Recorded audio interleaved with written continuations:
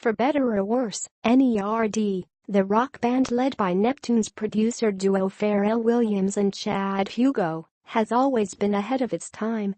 Formed in 1999, the group released its first album in 2001. In Search of wasn't perfect, but it was certainly new. The strains of 70s and 80s funk the pair looked back to had been juiced, mashed, and strained by space-age precision and woven into raps and punkish guitar riffs to create a sound that seemed to operate according to its own peculiar laws of physics. Subsequent albums, the last of which, Nothing, was released in 2010, reaffirmed N.E.R.D's commitment to innovation. The hits were few, the soundtrack licenses somewhat more plentiful, and the fan base dwindled over time, but no one could deny that the band had its own sound.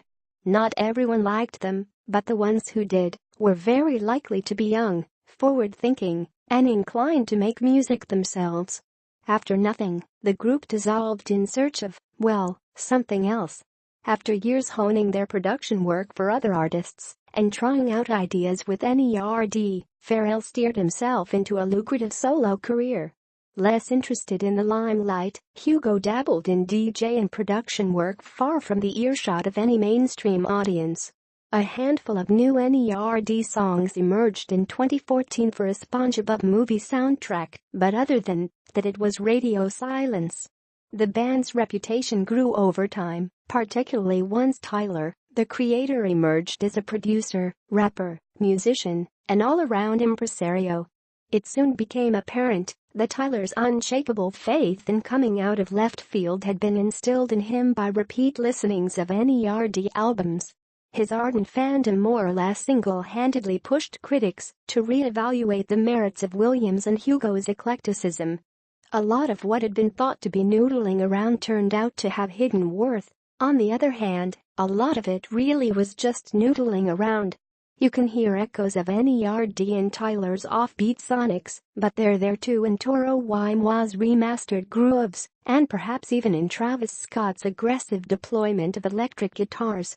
The world was finally ready to meet N.E.R.D halfway, but though its members were hardly reclusive, the band itself was nowhere to be found.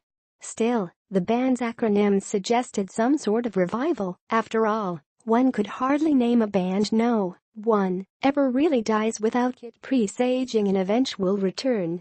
Now, in 2017, they're back with a new single, Lemon, from an unnamed, forthcoming fifth album.